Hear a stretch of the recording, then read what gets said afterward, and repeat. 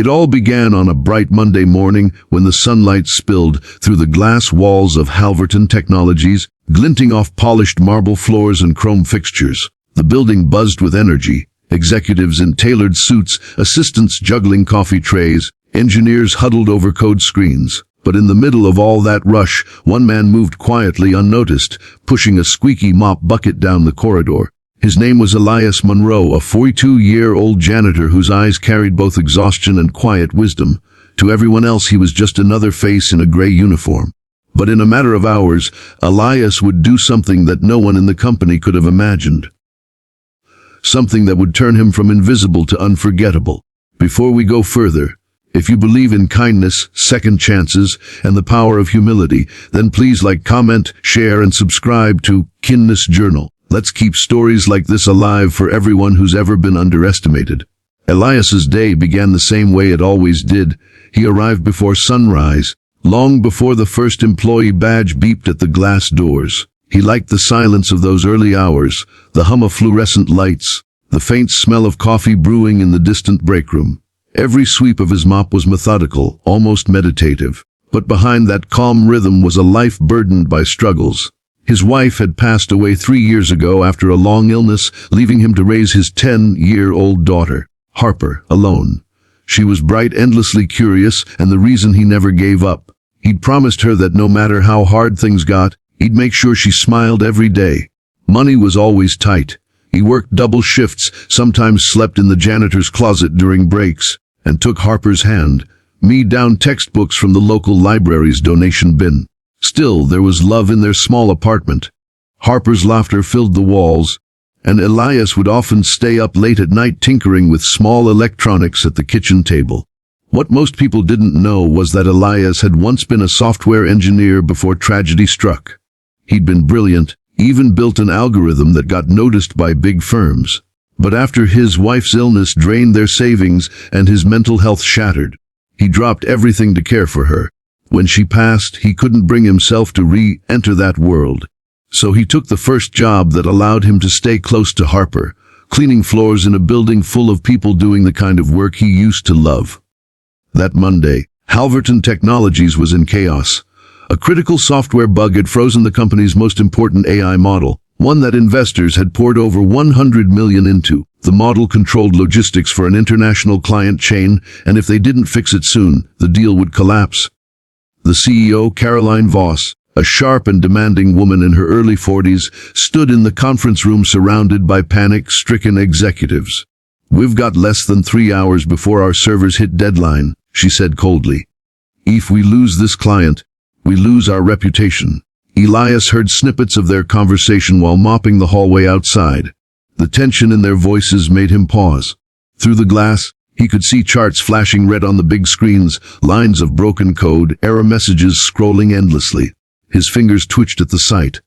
Old instincts stirred. Later that afternoon, while wiping down a whiteboard in the engineering wing, Elias overheard 2 developers arguing.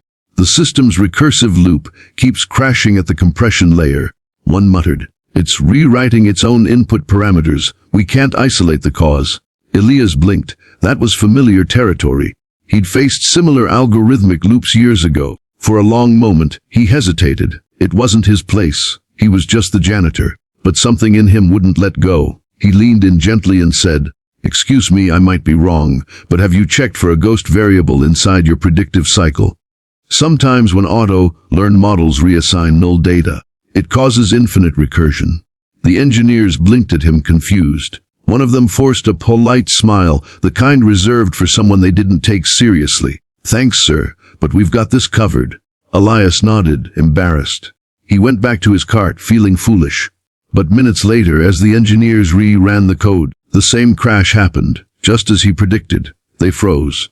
One of them glanced toward the hall where Elias was still cleaning. Against their better judgment, they called him back in. "Wait, what did you say about ghost variables?" Elias quietly walked to the monitor, wiping his hands on a rag. "You're letting the null stream auto update within the same sequence. You need to isolate it, freeze it before compression. Try adding a temporal lock before the recursive line." The developer typed exactly what he said. The code compiled. The red errors vanished. Silence fell across the room. The program stabilized 100 million issue fixed in seconds. For a heartbeat, no one moved. Then the team erupted in disbelief. It worked. Someone shouted. It actually worked. Elias just smiled faintly, stepped back, and said, "Glad it helped," before picking up his mop again. Within 10 minutes, word reached the top floor. Caroline Voss stormed down to the engineering bay, heels clicking like gunshots. "Who fixed it?" she demanded. Every finger pointed at Elias, who was now cleaning a spill near the coffee machine. The CEO frowned, certain it was a joke. "You mean the janitor?" she asked. When they nodded, she walked straight up to him. "Mr. Monroe, right?" He stood up, cautious but respectful. "Yes, ma'am. I need you to show me exactly what you did." Elias followed her into the room, calmly re-explaining his steps on the big screen. Caroline's sharp eyes followed every line of code. When he finished, she didn't say a word for a full minute. Then she exhaled, quietly stunned. "You just saved this company?" she said softly. "Do you realize what you've done?" Elias looked down. "I just saw something familiar, that's all." By noon, the story had spread through every department. The janitor who fixed the 100 million bug. People whispered his name in disbelief. Some executives were defensive, embarrassed that a man with a mop had seen what they hadn't. But Caroline saw something else. That evening, she invited Elias to her office. It was spacious, lined with awards and city views stretching for miles. "Elias," she said gently, "I've looked at your employment file. You were an engineer once. Why are you working here?" He hesitated, then told her everything. His wife's illness, losing their home, the years spent trying to rebuild life for his daughter. Caroline listened without interrupting, her expression softening with every word. When he finished, there was silence. "You didn't lose your talent," she finally said. "You just lost your chance." "Let me fix that." The next morning, when employees entered the building, they stopped dead in their tracks. On the digital board in the lobby, a company announcement flashed. Elias Monroe appointed as senior systems analyst, effective immediately. Elias walked in wearing the same gray uniform, unaware of what awaited him. When he saw the screen, his mop bucket slipped from his hand. His colleagues burst into applause. Some wiped tears. The CEO herself came down, shook his hand, and said, "Welcome back where you belong." For the first time in years, Elias felt seen, not as a cleaner, not as a failure, but as the man he once dreamed of being. He called Harper that night, his voice trembling. "Sweetheart, guess what? Dad got promoted." She squealed with joy through the phone. "I knew you could do it, Daddy."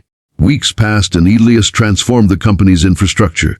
He simplified systems, mentored young engineers, and became the quiet heart of Halverton Technologies. His humility never faded. He still greeted every janitor, security guard, and cafeteria worker with the same warmth. When asked how he found the bugs so fast, he always said, "Sometimes you see things clearer from the floor." Caroline, deeply moved by his journey, started a new company policy called the Monroe Initiative, aimed at giving opportunities to employees from every level to share ideas. She often said in board meetings, genius isn't about titles. It's about seeing what others overlook. Elias never sought fame. But one afternoon, while walking home with Harper, he saw his story featured on the news. Janitor saves tech giant.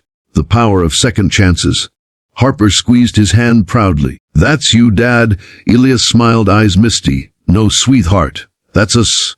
Life didn't suddenly become perfect. He still faced long nights, challenges, and memories of loss.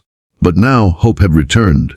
The same hands that once scrubbed floors were now building systems that changed the world. And every time he passed a cleaner in the hall, he nodded respectfully, never forgetting where he came from. If this story touched your heart, if it reminded you that kindness, talent, and second chances can bloom from the most unexpected places, please take a moment to like, comment, and share this video. Your support helps stories like Elias's reach others who need to believe again. And before you go, we'd love to hear from you in the comments. Would you have trusted the janitor's advice that day, or walked away like everyone else? Because sometimes, the most extraordinary heroes wear ordinary uniforms, and all they need is for someone to finally see them.